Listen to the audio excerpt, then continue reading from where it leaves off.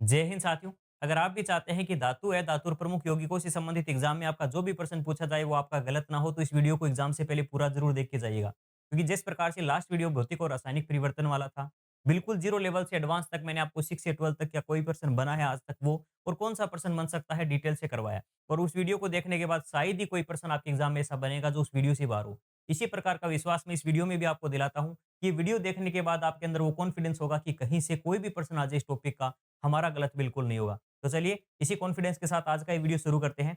सबसे पहले साथियों, जो तत्वों का वर्गीकरण है, यानी धातु है, धातु उपधातु जो तत्व का ही एक प्रकार है। धातुओं की क्या पहचान है, धातुएं किन्हें कहेंगे? देखिए, तत्व की जब आवर्त सारणी की हम चर्चा करते हैं, ये अपनी आवर्त सारणी है, डिटेल से टॉपिक में नहीं जा रहा हूं। ये आवर्त सारणी में अगर आप देखोगे, सबसे ज्यादा आवर्त सारणी के अंदर जो ये एक रेखा इस प्रकार से आपको दिखाई दे रही है, ये इस प्रकार के इस साइड जितने भी हैं ये सब के सब धातु हैं, हाइड्रोजन को छोड़कर। आवर्त सारणी में सबसे ज्यादा धातुएं ही हैं, कुछ उपधातुएं हैं साथ, और फिर सारी की सारी क्या है, अधातुएं इस साइड वाली। तो सबसे ज्यादा इसके अंदर धातुएं देखने को मिल रही साइड जितनी भी है। आगे दूसरी बात इंपॉर्टेंट, इससे ज्यादा प्रश्न नहीं बनेगी, इसलिए मैं इन चीजों को ज्यादा डिटेल में नहीं दे रहा हूँ, सिर्फ आपका जो टॉपिक है उसी पर रहेंगे। अब धातु की पहचान क्या होगी? आवर्त सारणी में तो हमने देख लिया कहाँ एग्जिस्ट करती है धातु, लेफ्ट साइड में कहाँ है। अब आगे देखिए, जब भी कोई भी तत्व है जिसके पास इलेक्ट्रॉन अधिक हो और इलेक्ट्रॉन त्यागने की क्षमता रखता हो, उस तत्व को हम धातु कहते हैं। आपने कभी भी सोडियम देखा होगा, तो अब नमक बनाने के लिए इसने क्लोरीन से क्रिया किस प्रकार से किया, आप देखना, Na ने की, Cl से क्रिया कैसे की। ये क्रिया करते यौगिक बनाती क्यों है? यह अकेला हाइड्रोजन क्यों नहीं था, H2 के रूप में ही क्यों था, अणु उसने क्यों बनाया? तो उसने इसलिए बनाया क्योंकि अकेला स्वतंत्र नहीं रह सकता था। ये अपनी संयोजकता को हम कह सकते हैं, अपने जो अष्टक होता है उसको पूर्ण करने के लिए नमक जो होता है सोडियम, उसमें सोडियम जो होता है ये 11 नंबर पे आता है, और आप जब इसकी संयोजकता देखते हैं तो आपको पता चलेगा कि इसके एक इलेक्ट्रॉन क्या होता है, अधिक होता है। ये एक इलेक्ट्रॉन, और क्लोरीन का जब आपको पता चलेगा क्लोरीन के पास एक इलेक्ट्रॉन कम है। सोडियम अपना एक इलेक्ट्रॉन क्लोरीन को देगा और ये मिलकर क्या बनाएंगे, NaCl। ये एक यौगिक बना लिया, नमक, जिसका दैनिक जीवन में जैसे प्रमुख यौगिक में यही चीजें आती है, और कुछ नहीं है कि सोडियम ने किस प्रकार से बनाया। अब एक चीज देखना, नमक बनाते समय आपने देखा इस पे प्लस चार्ज है। इस प्लस का मतलब क्या हुआ? प्लस कब आता है सोडियम? देखो, एक तो मैंने लिखा Na, एक है लिखा Na प्लस। अब मैं आपसे कहूँ, बताओ ज्यादा इसके अंदर इलेक्ट्रॉन किसके पास है? तो आपको पता होना चाहिए, इसके पास 11 इलेक्ट्रॉन है, लेकिन इसके पास अब 10 इलेक्ट्रॉन है। प्लस का निशान कब आएगा? जब इलेक्ट्रॉन देगा। इलेक्ट्रॉन देने पर आ जाता है प्लस, क्योंकि इलेक्ट्रॉन ज्यादा था इसके पास, उसने इलेक्ट्रॉन दिया, देते ही प्लस आ गया। इसके पास इलेक्ट्रॉन कम था, ये आता है 17 नंबर पे। 17 नंबर पे एक इलेक्ट्रॉन और मिला, 18 होते ही इसने अष्टक पूरा कर लिया। जो हम इलेक्ट्रॉनिक विन्यास अलग टॉपिक है, परमाणु वाले में पढ़ते हैं। बेसिक आप इतना जानना कि जिस पे भी आपको प्लस वाले निशान देखने को मिलते हैं वो धातु होती है, और माइनस वाले जो निशान दिखाता है वो अधातु है। या प्लस निशान कब आता है? जब इलेक्ट्रॉन देते हैं। तो हम कह सकते हैं ये ऐसे तत्व जो इलेक्ट्रॉन का त्याग करते हैं और खुद पर कैसा चार्ज आ जाता है, धन आवेशित हो जाते हैं। इलेक्ट्रॉन त्याग कर धन आवेशित ग्रहण करने वाले तत्व धातु कहलाते हैं। ये है रियल में धातु की परिभाषा। आगे देखो, अब ये तो गई परिभाषा की बात, प्लस चार्ज होता है, इलेक्ट्रॉन ज्यादा होती है, इसका मतलब इनके पास इलेक्ट्रॉन की अधिकता है। इन पे इलेक्ट्रॉन त्यागने पर कैसा चार्ज आता है? पॉजिटिव चार्ज आता है। ठीक है, ये दो बात समझ में आ गई होगी धातु क्या होती है। अब धातु के कुछ सामान्य गुण, यानी कुछ भौतिक गुणों के ऊपर चर्चा करते हैं। पहला बात, जो जितनी भी धातुएं होती है, अधिकांश धातुओं में एक चमक का गुण पाया जाता है। धात्विक चमकदार होती है अपने शुद्ध रूप में, जैसे सोना है, चांदी है। यहाँ तक क्या आप कहोगे सर लोहा है, लोहा चमक नहीं रहा है, इसका मतलब उस पे कोई जंग वगैरह आ गया है, उस साफ ऊपर से उसकी कोई परत आ गई होगी। लेकिन जो धातुएं होती है सामान्यतः अपने, हम कह सकते हैं, शुद्ध रूप के अंदर चमक दिखाती है। ये धातुओं का गुण है। अधातुएं चमकदार नहीं होती। हाँ, प्रश्न एग्जाम में अपवाद के ही आते हैं, यानी प्रश्न आता है कि अधातुएं चमकदार नहीं होती, लेकिन ऐसी कौन सी अधातु है जो चमक उत्पन्न करती है, किस में आपको चमक देखने को मिलती है? तो याद रखना, सबसे इंपॉर्टेंट यहाँ पर एक नाम बताऊंगा मैं आपको, आयोडीन। चमक जो होती है इसमें धातुओं में चमक होती है, लेकिन अधातु का आपसे पूछ ले तो कौन सी अधातु में चमक देखने को मिलती है, तो याद रखना आयोडीन।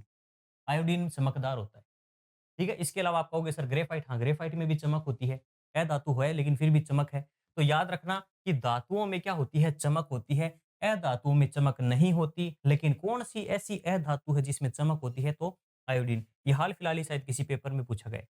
तो विशेषकर चमक होती है, धात्विक चमक कहते हैं इसे, आरबीसी की लाइन है ये। जैसे चांदी है, सोना है। सबसे अधिक चमकदार धातु का नाम पूछे तो इसमें नाम याद रखना चांदी का, एजी। सबसे अधिक चमकदार धातु होती है चांदी। इसीलिए जो घरों में दर्पण बनाए जाते हैं उसके पीछे चांदी की, यानी चांदी की क्या की जाती है, लेपन किया जाता है। परावर्तक सतह, क्योंकि देखिए चमक अच्छी होगी तो जो जितना ज्यादा चमकदार होगा प्रकाश को उतना ही परावर्तित करेगा, और परावर्तित करेगा तो परावर्तन के ही कारण तो हमें चीजें रिफ्लेक्ट होती है दर्पण वगैरह में।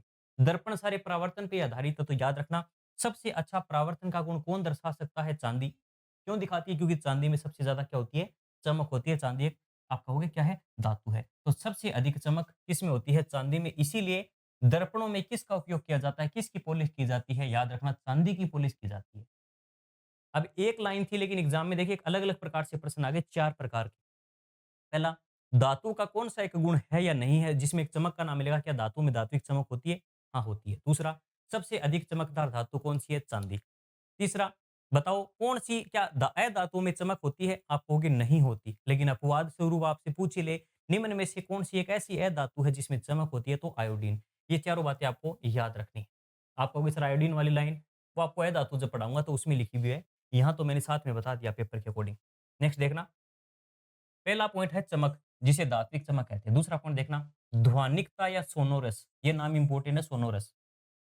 सोनो शब्द का अर्थ ही होता है, देखिए साउंड या फिर ध्वनि से संबंधित है सोनो। ठीक है, इसी प्रकार से जो ध्वनिकता, ध्वनिकता का अर्थ होता है धातुओं को पीटने पर ध्वनि उत्पन्न होती है। धातुओं को पीटने पर अधिक, इसीलिए तो हम अपने स्कूलों के अंदर जो घंटियां होती है, आपने देखा होगा लोहे का, लोहे की वो घंटी होती है जिसको मतलब बजाने पर सारे के सारी क्लासों तक आवाज पहुंच जाती है। उसमें अधातु का उपयोग क्यों नहीं कर रहे, क्योंकि ध्वनिकता का ज्यादा अच्छा गुण किसमें पाया जाता है, धातुओं में पाया जाता है। तो ध्वनिकता या सोनोरस का गुण किसमें होता है, धातुओं में होता है। इसीलिए घंटियों के अंदर या जितने भी आप देखो गिटार वगैरह है, सितार है, उसके जो तार होते हैं वो धातुओं के बने हुए होते हैं। क्योंकि ध्वनिकता का गुण के कारण ही जो जितने भी वाद्य यंत्र है, गिटार हो, सितार वगैरह, ये सारी की सारी में किसका उपयोग करते हैं, घंटियों में किसका उपयोग करते हैं, धातुओं का उपयोग किया जाता है। तो देखिए ये है इसके गुण। इस गुणों पर आधारित हमारे दैनिक जीवन में उपयोग क्या है, वो भी एग्जाम में प्रश्न आता है। इसलिए इन चीजों को याद रखें। नेक्स्ट, धातुओं जो होती है इनका घनत्व अधिक होता है। घनत्व क्या होता है, घनत्व कहते हैं द्रव्यमान बट्टा आयतन, द्रव्यमान बट्टा आयतन। देखिए घनत्व के आधार पे ही हम किसी भी चीज का डूबना या तैरना है, इसके ऊपर हम चर्चा करते हैं कि पानी में कौन सी चीज डूबती है, कौन सी तैरती है। देखिए जो वस्तु जिसका घनत्व ज्यादा होगा वो डूब जाएगी। पानी से अगर घनत्व ज्यादा है वो डूबेगी, पानी से घनत्व कम है तो वो तैरती है। यही कारण है कि पानी पे बर्फ जो है वो तैरती है। अब आप कहोगे सर बर्फ तो एक ठोस है, ठोस चीज़ है तो घनत्व अधिक होना चाहिए। सामान्यतः ठोस का घनत्व अधिक होता है, लेकिन फिर भी बर्फ क्यों तैरती है? क्योंकि पानी का सबसे अधिक घनत्व होता है 4 डिग्री सेल्सियस पे। अच्छा प्रश्न है। सबसे अधिक घनत्व जल का किस पे होता है? 4 डिग्री सेल्सियस। और आपको पता है 0 या 0 से कम पर बर्फ बनती है पानी की। तो 4 की तरफ तो जाएँगे तो वो पानी रहेगा। इसीलिए आपने मतलब जल के अंदर असंगत प्रसार या ऊष्मा का एक टॉपिक अलग है, वहाँ पर नहीं जाएँगे। लेकिन ये बर्फ है 0 डिग्री वाली, नीचे पानी है वो 4 डिग्री वाला है। तो आप कहोगे जो पानी का घनत्व ज़्यादा है इसलिए वो डूब रहा है, या फिर हम कह सकते हैं बर्फ ऊपर तैर रही है। तो ये याद रखना घनत्व पर आधारित है। अब इसी आधार पर हम कह सकते हैं कि अगर धातुओं की घनत्व अधिक होता है तो अधिकांशतः धातुएँ क्या होती है, पानी में डूब जाती है। इसीलिए आप देखोगे ये पानी पर तैरते कहाँ सॉरी कुछ धातु का घनत्व कम भी होता है जिसलिए वो पानी पर तैरती है। जैसे एग्जांपल के लिए यहाँ पर याद रखना सोडियम और पोटेशियम। अधिकांश धातुओं का घनत्व क्या होता है, ज़्यादा होता है, वो पानी में डूबेगी। लेकिन कुछ ऐसी धातुएँ भी हैं जो पानी पर तैरती है। एक बात और याद रखना, यहाँ पर आप कहोगे कि सर सोडियम को तो पानी पे डालते ही उसमें तो आग लग जाएगी, अत्यंत क्रियाशील है, बिल्कुल सही बात है। लेकिन ये धातुएँ ऐसी भी हैं जो डूबेगी नहीं, इनका घनत्व कम होता है, यहाँ पर ये बताया गया है। नेक्स्ट और देखना, ठोस और कठोर होती है। अब देखिए धातुएँ जो होती है, इनका गुण होता है कि ये ठोस और कठोर होते हैं। आपने कोई भी ऐसी धातु यानी कमरे के ताप पर एकमात्र ही आप देखोगे द्रव्य, कोई भी धातु गैस अवस्था में नहीं है आवर्त सारणी के अंदर, 0। एकमात्र ही पूरी आवर्त सारणी में ऐसी एक धातु है जो द्रव्य अवस्था में है, वो है सिर्फ और सिर्फ पारा मरकरी। एग्जाम में आज तक पूरी इस टॉपिक से सबसे ज्यादा पूछे जाने वाला प्रश्न यही है कि कौन सी ऐसी धातु है जो कमरे के ताप पर द्रव अवस्था में पाई जाती है, तो याद रखना पारा, मरकरी बोल दो या एचजी से बोल दो। तो ये जो होता है किस अवस्था में पाया जाता है, द्रव अवस्था में। अधिकांशतः धातुएं ठोस या कठोर या इस प्रकार की होती है, ठोस और कठोर होती है। लेकिन एक बात और भी है इसके अंदर कि सभी धातुएँ ठोस और कठोर नहीं होती। इसमें आप अपवाद स्वरूप ये मान, जैसे आपने नाम सुना होगा सोडियम को चाकू से भी काट सकते हैं, इतनी मुलायम है, सॉफ्ट है। तो दूसरी बात ये भी है कि आप कैसे पहचान करोगे कि सॉफ्ट कौन-सी है? क्या आवर्त सारणी के अंदर इसकी कोई एक निश्चित पहचान है? तो देखिए आवर्त सारणी के अंदर जो टोटल 18 वर्ग जो है, इस प्रकार से जो खड़ी पंक्तियाँ ये है ये बॉक्स, इन्हें हम वर्ग कहते हैं। 18 वर्ग है और 7 आवर्त है। आवर्त सारणी को आवर्त सारणी क्यों कहते हैं? वर्ग सारणी क्यों नहीं कहते? क्योंकि देखिए लाइन 1 फिर यहाँ पर आ रहा है 2, 1 फिर आ रहा है 2, फिर यहाँ पर 3, 4, 5 यानी इस प्रकार का सीक्वेंस है ऐसा।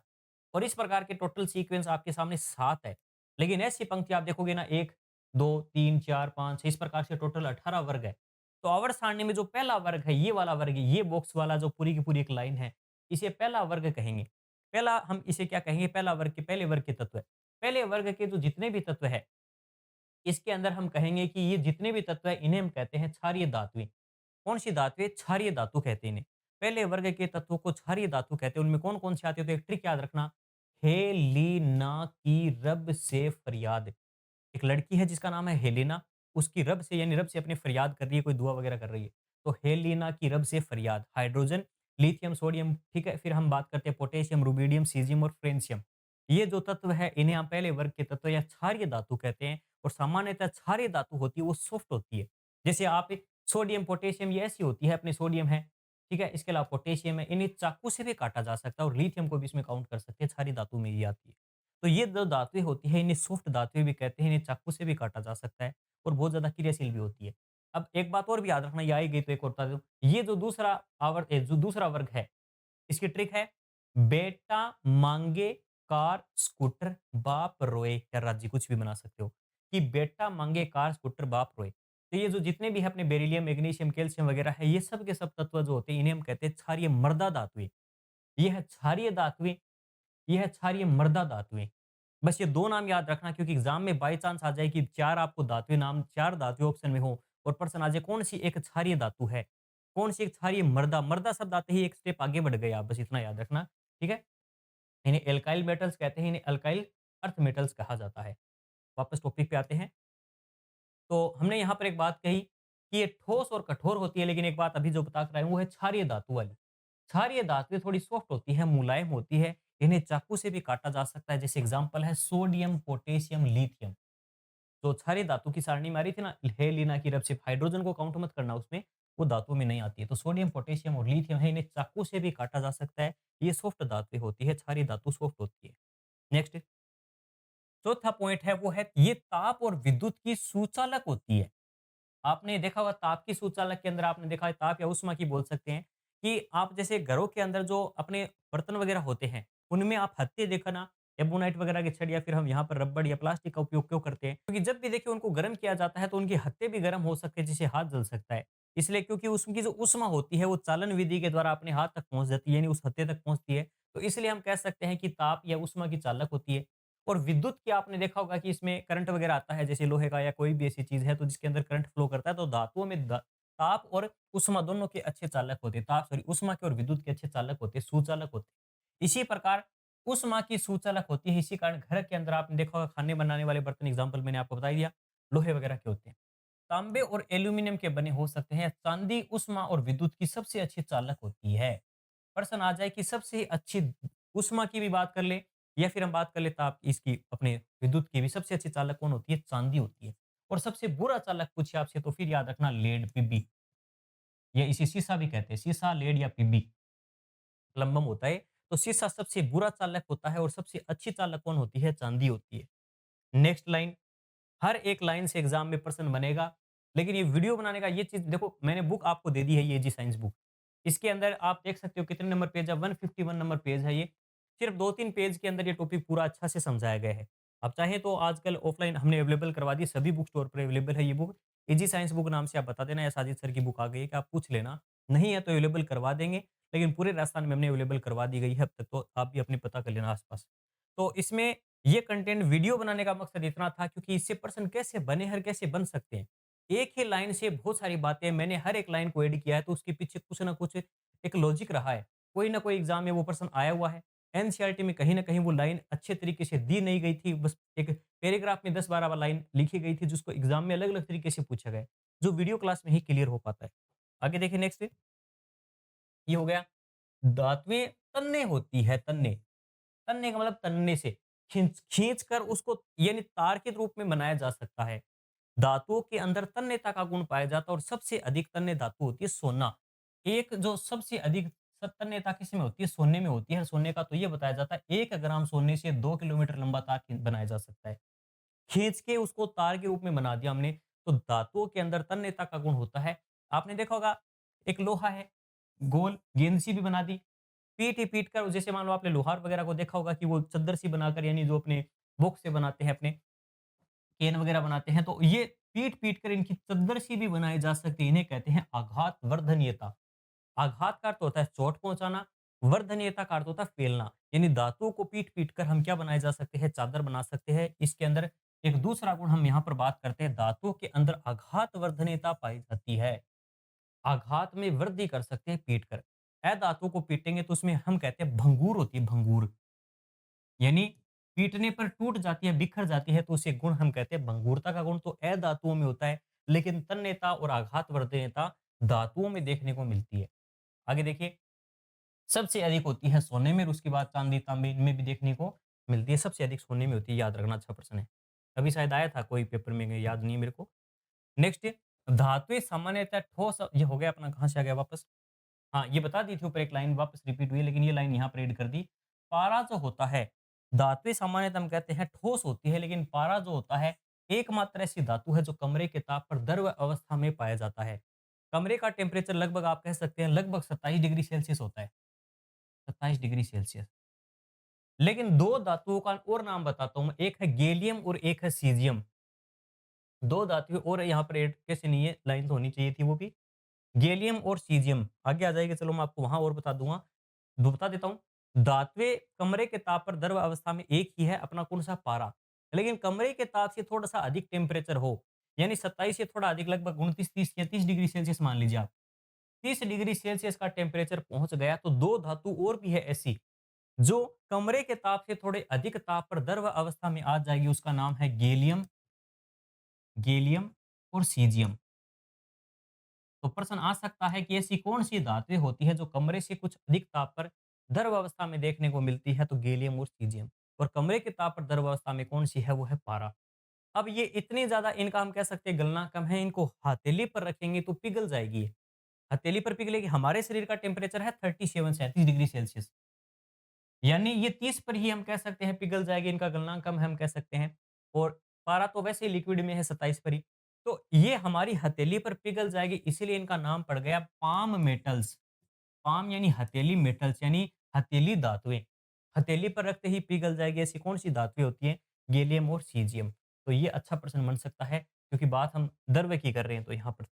नेक्स्ट, धातुओं के जो ऑक्साइड होते हैं वो क्षारीय प्रकृति के होते हैं। इसका मतलब क्या है? आपने लोहा देखा होगा, Fe नॉर्मल। लोहा जब ऑक्सीजन या नमी के संपर्क में आता है तो इस पे जंग लग जाता है, और जंग लगने के बाद ये एक नया यौगिक बना लेता है Fe2O3 और साथ में जल की कुछ बूंदें। इसमें अब ये जो है, इसे हम कहेंगे लोहा जो है उसका ऑक्साइड बन गया, लोहे का ऑक्साइड। यानी धातुओं ने ऑक्सीजन के साथ, हमने कहा हवा या वायु का मतलब है ऑक्सीजन, की धातु की ऑक्साइड जो है, यानी धातु ऑक्सीजन वगैरह से क्रिया करती है, ऑक्साइड जब बनाती है, वो क्षारीय प्रकृति का होता है। हमें कैसे पता चला? अगर आपने अपने कभी गूलर या सॉरी अपने कूलर वगैरह की इनकी कभी सफाई की हो, लोहे का जो कूलर वगैरह थोड़ा बहुत अगर आपने कभी इन चीज़ों का टेस्ट कर लिया हो, तो आपको पता चलेगा इसकी जो प्रकृति थोड़ी अपनी किस प्रकार की कड़वी प्रकृति की है। ये खट्टा नहीं होता, कड़वा प्रकृति का होता है, और कड़वे क्या होते हैं? स्वाद में क्षार होती है। तो ये किस प्रकृति के होते हैं? क्षारीय प्रकृति के होते हैं। या दूसरा एग्जाम्पल देखिए, आपने भी गाँव वगैरह में चीज़ें कॉमन होती है। मधुमक्खी वगैरह या इस प्रकार की चीज़ें जब काट लेती है, यानी अपने अपने डंक लगा देती है, तो उसमें आपने इस नाम सुना होगा, मधुमक्खी के डंक में फॉर्मिक अम्ल होता है। कौन-सा अम्ल होता है? फॉर्मिक अम्ल। अब यहाँ पर जब उसने डंक लगाया तो उसमें एक अम्ल गया, और आपने गाँव वगैरह में या अपने आस-पास देखा होगा कि जंग लगा हुआ लोहा उस हिस्से पर हम रगड़ने लगते हैं। ऐसा क्यों किया जाता है? क्योंकि अम्ल की क्रिया जब क्षार से करवा दी है, क्षारीय प्रकृति का था तभी तो हमने करवाई। अम्ल की क्रिया क्षार से करवाते तो वो उदासीन हो जाता है, वहाँ पर जलन, सूजन वगैरह, फिर जो हम कहते हैं जो सूजन वगैरह नहीं आएगी। इसलिए याद रखना, धातुएँ जो होती है उनके ऑक्साइड क्षारीय प्रकृति के होते हैं। लेकिन कुछ धातु ऐसे भी है जो अम्ल और क्षार दोनों प्रकृति के भी ऑक्साइड दिखा सकते हैं। जैसे उभयधर्मी ऑक्साइड कहते हैं, जिसमें खास करके याद रखना उभयधर्मी ऑक्साइड कहते हैं, जैसे एल्यूमीनियम और खास करके जिंक। एल्यूमीनियम और जिंक के जो ऑक्साइड होते हैं वो अम्लीय प्रकृति के भी होते हैं और क्षारीय प्रकृति के भी होते हैं, जो हम आगे जब इसके रासायनिक गुण पढ़ेंगे तो और डिटेल से चीज़ों को बताऊँगा मैं आपको। आगे देखना, कुछ धातुएँ मुक्त अवस्था में कम क्रियाशील होती है जिन्हें नोबल मेटल या उत्कृष्ट धातुएँ कहते हैं। आपने एक उत्कृष्ट गैस नाम सुना होगा, उत्कृष्ट गैस। हमने बात की थी आवर्त सारणी में 18 वर्ग है। लास्ट 18वां जो वर्ग के तत्व थे जिसमें helium, neon, argon, krypton, xenon, radon ये जो तत्व आते हैं लास्ट में, इन्हें अक्रिय गैसें कहते हैं, जो कभी किसी से क्रिया नहीं करती, सबसे कम क्रियाशील है। उसी प्रकार कुछ धातुएँ भी ऐसी होती हैं जो किसी से क्रिया नहीं करती, जिन्हें इन गैसों को अक्रिय या उत्कृष्ट गैसें भी कहते हैं, नोबल गैस। उसी प्रकार नोबल मेटल भी होती है जो किसी से क्रिया नहीं करती। जैसे सोना आप देख लेना कितना ही पुराना क्यों ना हो जाए, लेकिन सोना किसी जंग वगैरह नहीं लगता सोने पर। या ऑक्सीजन पानी से इनसे क्रिया नहीं करता। इसका मतलब सोना जो होता है, चांदी जो होती है, ये जो होती है बहुत ही कम है। सोना, चांदी, प्लेटिनम बहुत कम क्रियाशील धातुएँ होती हैं। इन्हें उत्कृष्ट या फिर नोबल मेटल हम कह सकते हैं। तो मेरे हिसाब से ये चीज़ें समझ में आई होगी आपको। आगे देखिए, नेक्स्ट है उत्कृष्ट धातुओं को घोलने के लिए अम्ल राजा। अब आप कहोगे कि जब सोना किसी के साथ क्रिया ही नहीं करता, तो सोने को किस प्रकार से शुद्ध किया जाता है, साफ-सफाई उस सोने की किस प्रकार से की आते हैं? आपने देखा होगा अपने गाँव, शहर में इस प्रकार के कुछ व्यक्ति आते हैं, जो कुछ विशेष प्रकार का विलयन लेकर आते हैं और हमें आकर कहते हैं कि आपका सोना शुद्ध करके दे देंगे फ्री के अंदर ही चलो, या 200-500 रुपए कुछ भी दे देना आप। रियल के अंदर वो क्या करते हैं, आप जब सोने वगैरह के कोई भी हार वगैरह या कुछ भी सोने का उनको देते हैं आभूषण, तो उस विलयन में जब डालते हैं, कुछ सोना उसी विलयन में रह जाता है और उसको फिर वो कर अलग, और फिर आपको पता है सोने की रेट क्या है। तो सोना को पिघलाने के लिए एक विलयन बनाया जाता है जिसे कहा जाता है अम्लराज। अम्लराज, अम्लों का राजा अलग है सल्फ्यूरिक अम्ल H2SO4। ये अम्लों का राजा है, ये नाम है अम्लराज, जिसे एक्वा रेजिया कहा जाता है। एक्वा, एक्वा का मतलब होता है जलीय। रेजिया, रेजिया शब्द बना है रेजिन से, काटने वाला। सोना, चांदी, प्लेटिनम जैसे अकीय धातु को भी काट सकता है, पिघला सकता है। एक नाम पड़ गया एक्वा रेजिया अम्लराज। ये क्या होता है, एग्जाम में मोस्ट इंपोर्टेंट लाइन बनती है इसकी। अम्लराज या एक्वा रेजिया क्या होता है, ऐसे उत्कृष्ट मेटल जो अपने नोबल मेटल थे, उत्कृष्ट मेटल थे, उनको पिघलाने के लिए एक विलयन बनाया जाता है, जिसके अंदर एक तो हम कह सकते हैं यौगिक होता है HCl, 3 अनुपात में लिया जाता है HCl, और साथ में 1 अनुपात में लिया जाता है HNO3। ये प्रबल अम्ल है दोनों के दोनों। अम्ल ऐसा अम्ल है HCl, जैसे हमारे आमाशय में, पेट में भी होता है। ये इसकी पीएच लगभग 1 मानकर चल सकते हो, 1 या लगभग 1 डेढ़ होती है। हाथ पर गिर जाए, फफोले उत्पन्न कर दे, ऐसा हमारे पेट में अम्ल है एक अच्छे। इसी प्रकार ये भी एक प्रबल अम्ल है, दोनों बराबर कैटेगरी कह सकते हो। 2 खतरनाक अम्ल, उसका एक विलयन ऐसा बना लिया, इसको एक अनुपात में मिलाया। अब ये इतना खतरनाक अम्ल बन चुका है कि इसके अंदर आप सोने को भी डाल दोगे तो सोने को भी पिघला सकता है। तो ऐसा एक विलयन है जिसे हमने नाम क्या दे दिया, एक्वा रेजिया अम्लराज। और इसका उपयोग हम सोने वगैरह की साफ-सफाई में, शुद्धता में किया जाता है वैसे तो, लेकिन इसका उपयोग दुरुपयोग भी हो रहा है, जहाँ पर कई बार इस प्रकार के व्यक्ति आते हैं जो कहते हैं सोने को साफ करके देते हैं और वो चोरी कर कर ले जाते हैं एक प्रकार से। तो याद रखना प्रश्न आता है, एक्वा रेजिया में कौन-कौन से यौगिक होते हैं, किस अनुपात में होते हैं? तो याद रखना, HNO3 के तो पास खुद का 3 है, लेकिन HCl के पास नहीं है। HCl के पास नहीं है तो इसको तो दो 3, इसको 1 दे दो। तो ये संतुलित कर लो एक प्रकार से ऐसे। तो 3 HCl के, 1 HNO3 का। तो याद रखना 1:3 का मतलब है, यहाँ पर 3 तो है HCl और 1 है अपना नाइट्रिक अम्ल। इसको आगे-पीछे कैसे भी कर सकते हो, बस याद रखना क्रमशः है ये, क्रमशः। ठीक है? 3 HCl के और 1 HNO3 का, इसे एक्वा रेजिया कहते हैं अम्ल। ठीक है? आगे देखना, नेक्स्ट नेक्स्ट लाइन है यहाँ पर, धातुओं को साफ करने के लिए तनु नाइट्रिक अम्ल का उपयोग। ये जो नॉर्मल नाइट्रिक अम्ल है, इसको धातुओं को साफ करने में काम में लिया जाता है। और इसी के साथ HCl के 3 अनुपात और यूज़ कर लिया जाए तो एक एक्वा रेजिया पूरा पिघला भी सकता है, इसका उपयोग किया जाता है। सोडियम और पोटेशियम अत्यधिक प्रक्रियाशील, या हम कह सकते हैं क्रियाशील धातुएँ। क्रियाशीलता का अर्थ होता है कि इसको खुला भी छोड़ दोगे तो आसपास की नमी के साथ क्रिया कर कर इनमें आग लग सकती है। इसलिए इनको केरोसिन तेल में रखा जाता है। अब आप कहोगे कि हमें कैसे पता चलेगा कौन ज़्यादा क्रियाशील है और कौन कम क्रियाशील है? लास्ट क्लास में भी मैंने इसी प्रकार की एक ट्रिक के माध्यम से आपको सक्रियता श्रेणी बताई थी। तो इसमें भी फिर से याद रखना, एक श्रेणी फिर से याद करा देता हूँ मैं आपको ट्रिक के माध्यम से। इसे सक्रियता श्रेणी कहते हैं अपनी। इसकी ट्रिक कुछ ऐसी है, मैंने उस समय भी कहा था, पैसों के लिए मैं आज, मैं आज, आज से ये ऐसे याद रखना, आज क्या लेकर आया हूँ? फेसन, फेसन, यहाँ पर लिखा हुआ नहीं, हालाँकि बीच में लिख देता हूँ, फेसन लेकर आया हूँ, फेसन लेकर आया हूँ।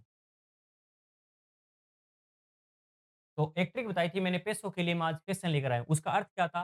पे से पोटेशियम, सो से सोडियम, पेसो, के से कैल्शियम के लिए, पेसो के लिए, में से मैग्नीशियम और आज है जैसे आज, पेसन आज क्या लाया हूँ? आज सॉरी पेसो के लिए मैं आज से एल्यूमीनियम जैसे जिंक क्या लाया हूँ? पे से फेसन यानी फेरस या आयरन, और सन से याद रखना इसके अलावा एसएन भी आता है बीच में, टिन, एसएन होता है टिन। ले से लेड, लेकर से लेड, और आया हूँ है से हाइड्रोजन। ये तत्व याद रखना इस प्रकार से, सीक्वेंस है। नीचे से ऊपर चलने पर आप इनकी सक्रियता बढ़ती है। इसके अलावा बहुत कम, ये हाइड्रोजन के बाद वाले सबसे कम क्रियाशील तत्व है। क्रिया बहुत कम करते हैं, जैसे अभी कहा था ना बहुत कम है, ये उत्कृष्ट वाले में थे। सोना, चांदी, यहाँ पर प्लेटिनम वगैरह भी आता है, मरकरी है और कॉपर है। ठीक है? ये 4 थोड़ा बहुत 4 अलग से भी याद कर सकते हैं इसी प्रकार ये। तो इस प्रकार से पैसों के लिए मैं आज पेशन लेकर आया हूँ, और पेशन पैसों पैसे कमाने के लिए क्या करना पड़ता है? काम करना पड़ता है, काम है, काम। और काम करोगे तो आपको सोना, चांदी वगैरह सारी चीज़ें मिलेगी, च्यवनप्राश वगैरह। तो इस प्रकार से थोड़ा याद रख लेना। तो ये ट्रिक है जिसमें आप सीक्वेंस इस प्रकार से याद रखना कि ऊपर चलने पर ये देखो आप ऊपर वाले, इसके अलावा लिथियम भी होता है इसके अंदर, इससे भी इनसे भी ज़्यादा सक्रियशील है। लिथियम, सोडियम, पोटेशियम सबसे ज़्यादा क्रियाशील धातुएँ हैं। इनको खुला भी नहीं छोड़ा जा सकता, इसलिए इन्हें केरोसिन तेल में रखा गया है, या रखा जाता है सॉरी। किसमें रखा जाता है? केरोसिन तेल में रखा जाता है। मिट्टी का तेल भी कहते हैं जिसे। धातुओं की चालकता कह सकते हो या फिर इसको सक्रियता कहना ज़्यादा सही रहेगा कि कौन-सा ज़्यादा क्रियाशील है, इसलिए इसे सक्रियता श्रेणी कहते हैं। पोटेशियम सबसे अधिक क्रियाशील धातु है, जबकि सबसे कम क्रियाशील धातु सोना होता है। ये इस लाइन से आपको पता चल रहा होगा। टाइटेनियम को भविष्य की धातु कहा जाता है, ये शायद किसी एग्जाम में पूछा गया था। टाइटेनियम, एग्जाम्पल बता देता हूँ। आईफ़ोन नया जो लेटेस्ट आ रहा है, आप देख रहे हैं, उनकी जो बॉडी बनी हुई थी, आपने स्पेशली अगर देखा हो, उसकी बॉडी अब फ़िलहाल टाइटेनियम की बनाई जा रही है, जो भी नए लेटेस्ट फ़ोन आ रहे हैं। आईफ़ोन वालों ने शुरू कर दिया, और अभी जितने भी और मोबाइलों की बॉडी बनी हुई होती है, वो टाइटेनियम, यानी टाइटेनियम का जिस प्रकार से भविष्य में कितना ज़्यादा उपयोग किया जा सकता है इस प्रकार से, तो इस प्रकार से ट्रिक्स याद रख लेना, भविष्य की धातु किसे कहते हैं? टाइटेनियम को कहा जाता है। नेक्स्ट 17वाँ पॉइंट देखना। आज की क्लास शायद हो सकता है थोड़ी बड़ी हो जाए, तो 2 पार्ट में बनानी पड़े, और इस वीडियो पर आपका अच्छा रिस्पॉन्स आया तो नेक्स्ट पार्ट भी लेकर आएँगे। इसलिए आज मैं सिर्फ धातुओं के बारे में चर्चा कर रहा हूँ। अगली क्लास में हो सकता है अधातु और इसी के रासायनिक गुणों पे चर्चा करें। तो क्योंकि मैं नहीं चाहता एक ही क्लास में बहुत ज़्यादा ये लगे कि इतना, क्योंकि बच्चे क्या होते हैं, एंटरटेनमेंट कॉमेडी की वीडियो तो 4-5 घंटे की कितनी बड़ी क्यों ना हो देख लेते हैं। एजुकेशनल वीडियो पर समय दे पाना बहुत कम ही सीरियस स्टूडेंट ऐसे होते हैं। लेकिन वो स्टूडेंट जिनको लगता है कि नहीं, वैल्यू मिल रही है अपने समय के अकॉर्डिंग और मेरा भविष्य बन रहा है। ये टाइम इन्वेस्टमेंट है उस रिटर्न्स के लिए जो आने वाले भविष्य में आपको अपने सिलेक्शन के साथ मिलने वाली है। तो इसलिए अपना समय ज़रूर दें ऐसी जगह पर। बाकी हाँ, टाइम पास करने के लिए समय बहुत मिलेगा आपको जब आपका सिलेक्शन हो जाएगा। अभी वक़्त है लेकिन सही वैल्यूएबल चीज़ों को समय देने का। मुक्त अवस्था में कौन-सी मिलती है? देखिए, अब जितने भी तत्व है या जितने भी धातुएँ होती हैं, ये प्रकृति में मिलती कहाँ से हमें? ये हमें मिलती है पृथ्वी की जो भू-प्रपट्टी यानी ज़मीन के नीचे, हम जब इसके आपको पता है कि नीचे से मिलती है मोस्टली। अब इनमें से कुछ तो मिलती है, जैसे मान लो सोना जब मिलता है या चाँदी मिलती है, ये शुद्ध रूप में मिल सकती है। सोना शुद्ध का अर्थ क्या है? यानी शुद्धता का अर्थ यहाँ पर ये नहीं है कि इसमें कोई मिट्टी वगैरह नहीं लगी। इसका अर्थ है, सोना जब मिलेगा तो ये किसी के साथ ये नहीं कि एयु ने क्रिया कर ली ऑक्सीजन के साथ। या किसी क्लोरीन के साथ या किसी और चीज़ के साथ। सोना कम क्रियाशील है तो ये किसी से क्रिया नहीं करेगा, तो हम कह सकते हैं जो नीचे वाले तत्व हैं, खास करके ये वाले, सोना, चांदी, प्लेटिनम वगैरह, ये सबसे कम क्रियाशील होने के कारण इन्हें हम कहते हैं ये मुक्त अवस्था में मिलते हैं। मुक्त का अर्थ है ये यौगिक बनाकर नहीं मिलते, मुक्त यानी तत्व के रूप में ही मिल जाएँगे हमें। तो इसलिए हम कह सकते हैं कि सोना, चांदी या प्लेटिनम जैसे तत्व होते हैं, ये कम क्रियाशील होने के कारण हमें मुक्त अवस्था में, प्रकृति में मुक्त अवस्था में मिल जाते हैं। लेकिन कुछ जो तत्व है, जो संयुक्त मिलते हैं, संयुक्त का अर्थ है जैसे मान लो नमक मिला, या आप ये देखना आगे, एल्यूमीनियम मिलेगा तो किस-किस रूप में मिल सकता है? हमें जिंक मिलेगा तो कैसे मिलेगा? हमें लोहा मिलेगा तो किस रूप में मिलेगा? यानी ये अकेले लोहा अकेला नहीं मिलेगा। लोहा हमें 3 अलग-अलग तरीकों से मिल सकता है, या और भी कई रूप हो सकते हैं जिस पे हम चर्चा करेंगे। आगे देखना, धातुएँ जो ज़्यादा क्रियाशील होती है वो संयुक्त रूप में मिलती है हमें, और या तो इसको ऑक्सीकृत रूप तथा या उपचयित रूप में पाई जाती है। इसका अर्थ क्या हो गया? या तो सामान्यतः हवा वगैरह है तो ऑक्सीजन के साथ क्रिया कर लेगी, या अन्य कोई भी यौगिकों के साथ मिलकर वो क्रिया कर कर आपको मिलेगी। तो किस-किस रूप में मिल सकती है उस पे हम चर्चा करेंगे। उससे पहले 2 नाम आपको पता होना चाहिए, खनिज क्या होता है और अयस्क क्या होते हैं। पृथ्वी की भूप्रपट्टी के नीचे से जब हम धातु को निकालते हैं, तो हम पहले कहते हैं कि जो शुरुआत में सारे के सारे बहुत सारी धातुएँ, उनका एक प्रकार से मिश्रण मिलता है, उसे हम खनिज कहते हैं। प्राकृतिक रूप से पाए जाने वाले वे रासायनिक पदार्थ जो खनन द्वारा हमें नीचे से प्राप्त होते हैं, उन्हें हम खनिज कहते हैं। अब अगर एक खनिज के अंदर कोई एक धातु की मात्रा ज़्यादा हो, जिसे आसानी से अलग किया जा सके, जैसे एग्ज़ाम्पल समझा रहा हूँ, बस समझने के लिए देखना। नीचे पृथ्वी की, जैसे मान लो ये पृथ्वी है, हमने इसकी खुदाई की, तो यहाँ से हमें मिल गए बहुत सारे खनिज। अब इस खनिजों को जब बाहर निकाला, तो हमें पता चला इसके अंदर लगभग से 70% तो सिर्फ लोहा है। बाकी कुछ और छोटी-मोटी चीज़ें हैं, तो हम कहेंगे लोहे का एक अयस्क है ये। यानी जब एक चीज़ ज़्यादा मात्रा में मिल जाए, जिसे आसानी से अलग किया जा सके, तो उसी खनिज को हम किस रूप में जान सकते हैं? अयस्क कह सकते हैं। खनिज बड़ी चीज़ है, उसी का एक रूप है अयस्क, यानी जिसकी मात्रा ज़्यादा हो या आसानी से जिसे वे खनिज पदार्थ जिन्हें धातु को निष्कर्षण कम लागत में यानी आसानी से कर सकते हैं, ज़्यादा रुपए नहीं लगे क्योंकि उसको आसानी से अलग कर लिया, ज़्यादा मात्रा उसी की थी। अयस्क कहलाते हैं। समझ में आएगी बात? अब देखो, कुछ अयस्कों का यहाँ पर मैं आपको एग्ज़ाम्पल दे देता हूँ। अयस्क में धातु के अतिरिक्त अयस्क जो होते हैं संयुक्त अवस्था में अगर मिल रहे हैं, उस धातु के अलावा कुछ और भी चीज़ें उसमें मिल सकती है। अन्य अनुपयुक्त पदार्थ भी पाए जाते हैं जो हमारे काम के नहीं, जिसे कचरा या गेंग कह सकते हैं हम। जब हम अयस्क निकालते हैं, तो उसमें जो अशुद्धि होती है, उस अशुद्धि को गेंग कहा जाता है। अच्छा प्रश्न बन सकता है इसी का भी। अब कुछ अयस्क जो इम्पोर्टेंट है, एग्ज़ाम में पूछे भी जाए जा चुके हैं और जा सकते हैं, उस पे हम चर्चा कर लेते हैं ट्रिक के साथ। कैसे याद रखोगे? सबसे पहला है नाम है एल्यूमीनियम। इसको याद कैसे करोगे? एल को ए डबल एल याद रखना ऑल, मिनिमम को मिनिमम से याद रखना कि जितने भी लोग हैं उनको मिनिमम इतने पासिंग मार्क चाहिए। ट्रिक्स याद रख लेना। पास करने के लिए यानी फेल होंगे या पार होंगे, फेल होंगे या पास होंगे, उसके लिए मिनिमम कुछ क्वालिफिकेशन है ऑल मिनिमम। जैसे एग्जांपल, आप एग्जाम देने जा रहे हो, उसमें एक मिनिमम आपकी कट ऑफ के अंदर आप आने चाहिए। यानी उस कट ऑफ वाले बॉक्स को आप पार कर गए तो आपका सिलेक्शन हो गया, अदरवाइज आप उसी बॉक्स में रह गए, फिर से एग्जाम दो। यानी एक दुनिया हम कह सकते हैं एक बॉक्स की तरह है, या आउट ऑफ द कहते हैं ना, आउट ऑफ द बॉक्स सोचो। आपका सिलेक्शन तब होगा जब आप दूसरों से कुछ अलग बेहतर करने की कोशिश करोगे, या फिर दुनिया भेड़-चाल जैसे चल रही है कि एक किताब है उसको पढ़ रहे हैं, समझ में आ नहीं रहा, प्रैक्टिस कर नहीं रहे, या किसी ने रिकमेंड कर दिया उसको पढ़ लिया। हम ये भी नहीं चेक कर रहे कि क्या वो कंटेंट सफिशिएंट एग्जाम के लिए, क्या प्रैक्टिस हम कर रहे हैं, क्या खुद की परख एग्जाम से पहले की। तो आउट ऑफ द बॉक्स खुद का एक हमें खुद का शेड्यूल बनाना होगा, किसी दूसरे के देख कर देखिए। ये नहीं है कि मैंने आपको कह दिया कि 12-12 घंटे पढ़ो और सुबह 6 बजे उठो। हो सकता है आप काम करने वाले हो, किसी अलग-अलग, सभी की लाइफ़स्टाइल अलग-अलग है। किसी एक का बनाया गया टाइम मैनेजमेंट ज़रूरी नहीं सभी पर लागू हो, क्योंकि सबकी अलग-अलग परिस्थितियाँ हैं, सबके अपने-अपने घर में अलग-अलग टेंशनें हैं, सबकी अलग प्रॉब्लम है। सबको अपनी-अपनी जो लड़ाइयाँ लड़नी है, वो अलग-अलग प्रकार की हो सकती है, गोल सबका एक हो सकता है। सिलेक्शन के लिए आपका टारगेट सबका एक हो सकता है, लेकिन उस तक पहुँचने का रास्ता सबके अलग है, तो सबकी परिस्थितियाँ अलग है, तो आपको अपने लेवल पर कुछ करना होगा, आउट ऑफ द बॉक्स सोचना होगा, तभी आप वो मिनिमम क्वालिफ़िकेशन उसको फ़ेल या पार कर पाएँगे। तो बॉक्स से याद रखना, उस बॉक्स को आउट ऑफ द बॉक्स सोचोगे तो ही आपके ऑल यानी जितने भी लोग हैं उनमें से मिनिमम जो लोग आगे निकलने वाले हैं फ़ेल होंगे, बाकी तो ज़्यादातर लोग फ़ेल होंगे और कुछ ही पार कर पाएँगे जो बॉक्स से आउट ऑफ द बॉक्स सोचेंगे। इस ट्रिक से याद रखना, कभी नहीं भूलोगे आप। तो 2 नाम याद रखना एल्यूमीनियम के जो एस्क हैं, एल्यूमीनियम किस-किस रूप में मिल सकता है? एक है बॉक्साइट के रूप में, ठीक है? Al2O3, और इसका जैसे आप फिटकरी वगैरह में भी नाम सुनते हो Al2O3 का, एल्यूमीनियम ऑक्साइड का, और फेल्डस्पार। ये आप इस प्रकार से इसका सूत्र नहीं पूछे जाएँगे, मोस्टली याद मत करना, आपको आपके लेवल पर पर्सन में बहुत कम चांस है इसके पूछे जाए। आएगा तो मैं आपको बता दूँगा, बॉक्साइट इंपॉर्टेंट है, याद कर लेना बस इसका। 2s2 साथ में होता है इसमें। नेक्स्ट है जिंक। अब ये कैसे याद करोगे? जिंक का तो देखिए कोई ज़्यादा है नहीं, पहला तो नाम है जिंक ब्लेड, जिंक नाम इसमें आ रहा ही है।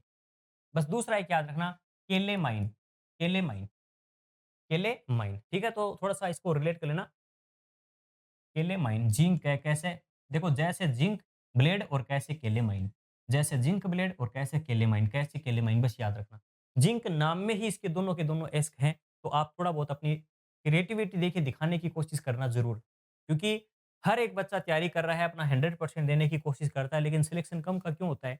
क्योंकि कुछ होते हैं सिर्फ़ आँखों से निकालने वाले, और कुछ होता है उसी शब्दों को रिलेट करना, ट्रिक बनाना, या अपने लेवल पर कुछ ऐसा शब्द बना लेना, जो एग्ज़ाम तक चल जाए। बाकी ये चीज़ें आज पढ़ोगे, कल भूल गए तो फ़ायदा क्या है फिर टाइम देने का। नेक्स्ट है लोहा। लोहे का देखना, लोहा जो होता है ये कैसे याद करोगे हम? तो देखो, सिंपल सी ट्रिक है कि लोहा क्या, जैसे मैंने आपको कहा, मैंने तो ये लोहे की लकीर है बस। मैंने कह दिया ये लोग, जैसे कई व्यक्ति कहते हैं ना, मेरी ज़ुबान जो है वो लोहे की लकीर है, बस इससे मैं टस से मस नहीं होने वाला, एकदम बिल्कुल सीधा रहूँगा अपनी बातों पर। तो लोहे की लकीर से याद रखना एक सीधी-सी लोहे की लकीर है। हमें, हमें, है, में, सीधे-सीधे और राइट चलना है। ये लोहे की एक लकीर है, एक सीधा रास्ता है, हमें इसी सीधी रास्ते पर चलना है, ये बात लोहे की लकीर है मेरी। इधर-उधर भटकना मत, तैयारी करते समय एक लोहे की लकीर है, इसी पर सीधा-सीधा चलना है, हमें तो राइट चलना है, राइट डायरेक्शन में चलना है। से हमें, हमें से हमें हेमेटाइट और है में से मैग्नेटाइट। चुंबक की तरह यानी चिपके रहो इसी एक लाइन के।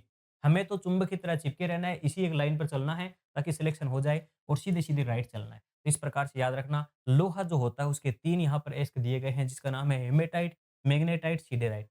अब आप सोचोगे एग्ज़ाम में कैसा आएगा? सीधा-सा प्रश्न आएगा, निम्न में से कौन-सा एक लोहे का एस्क है? निम्न में से कौन-सा एक जिंक का एस्क? तो सरल से है, सबसे फेमस ये इसके ज़्यादा पूछे जाते हैं। ठीक है, इसके एग्ज़ाम में देखिए ये भी अब पूछा जा सकता है, सूत्र इसके इंपॉर्टेंट है तीनों के तीनों ही। यहाँ पर याद रखना Fe2O3 हेमेटाइट। तो हमें देखिए हमें हम यानी वी, इंग्लिश में एक वर्ड आता है वी में आते हैं 2 वर्ड या 2 लेटर्स, तो याद रखना यहाँ इसमें 2 आएगा। 2 और 3 इस प्रकार से इसमें 3 और 4 है। या इसे भी याद रख सकते हो, देखो हमने एक ट्रिक बनाई, हमें कैसे चलना है, सीधे राइट चलना है। ये आ गया था पहले, तो इसमें 2-3 फिर इसमें आएगा 3-4। आपकी देखिए क्रिएटिविटी होती है, आप चीज़ों को कैसे रिलेट कर लेते हैं। रटने वाली चीज़ें लंबे समय तक नहीं चलेगी इसके अंदर। या तो इनको बहुत ज़्यादा बार लिख-लिख कर याद कर लो एक-एक को, और जब प्रैक्टिस हो जाती है तो ज़रूरत नहीं पड़ती बहुत ज़्यादा। लेकिन कम समय में साइंस आपके लिए बहुत कम ही समय में आपको अच्छे से आपको कवर करना है, तो आप इसको रिलेट करके कर सकते हो। नेक्स्ट है तांबा, कॉपर, Cu कॉपर या तांबा। तो देखिए इसको तांबे की बजाय कॉपर से याद रखोगे तो दोनों याद हो जाएँगे। कॉपर से क्यूपराइट और कॉपर से कॉपर पाइराइट। क्यूपराइट और देखो कॉपर कॉपर नाम दोनों में आ रहा है, तो इसकी तो अलग से कोई ट्रिक बनाने की भी ज़रूरत नहीं पड़ेगी और सूत्र वगैरह इसके कोई ज़्यादा इंपॉर्टेंट है नहीं। नेक्स्ट चांदी। चांदी की भी सिंपल सी होती है, देखिए चांदी होती है एजी, अर्जेंटम होता है इसे लैटिन नाम। अर्जेंटम उसे चांदी भी कह रहे हैं। अर्जेंटम से याद रखना अर्जेंटाइट और हॉर्न सिल्वर, ये इंपॉर्टेंट है। हॉर्न सिल्वर, इसका ये प्रश्न भी आता है एग्जाम में। हॉर्न सिल्वर, तो एजीसीएल, ठीक है, सिल्वर क्लोराइड होता है जिसे हॉर्न सिल्वर के नाम से जानता है। ये इसका किसका एस्क है? चांदी का एस्क है। चांदी इस रूप में मिलती है एस्क के रूप में, और ये है अर्जेंटाइट जिसमें सल्फर होता है साथ में। तो ये आज हमने जो चर्चा की है, धातुओं के बारे में हमने डिटेल के साथ चर्चा कर ली। धातुओं के सामान्यतः भौतिक गुण और कुछ रासायनिक गुण भी आ चुके हैं, लेकिन और डिटेल से इसके रासायनिक गुण, जिसमें वायु के साथ कैसे क्रिया करता है, जल के साथ कैसे क्रिया करता है, और इसी के साथ-साथ हम बात करेंगे आगे चलकर धातु के अन्य अम्लों के साथ क्रिया कैसे होती है, अन्य धातु लवणों के साथ क्रिया कैसे होती है, और फिर यह धातु। छोटी-सी क्लास होगी, आपका अच्छा रिस्पॉन्स आया तो उसपे भी हम वीडियो बनाएँगे। आई होप आपकी आज का जो ये वीडियो है, इसे देखने के बाद धातु से कोई भी प्रश्न आया आपका गलत नहीं होगा। लगभग 18-19 पॉइंट थे टोटल। उनको अच्छे से देख लेना, एग्ज़ाम में कैसे प्रश्न आए, क्या समझाया गया, अच्छे से समझ जाएँगे आप, तो किसी भी प्रकार की दिक्कत नहीं होगी। और कमेंट में एक बार रिस्पॉन्स ज़रूर देना। आगे का पार्ट लेकर आना है या कौन-सा टॉपिक आपको हार्ड लगता है, उस पे आगे का वीडियो हम ज़रूर बनाएँगे। आज के लिए इतना ही। धन्यवाद। जय हिंद।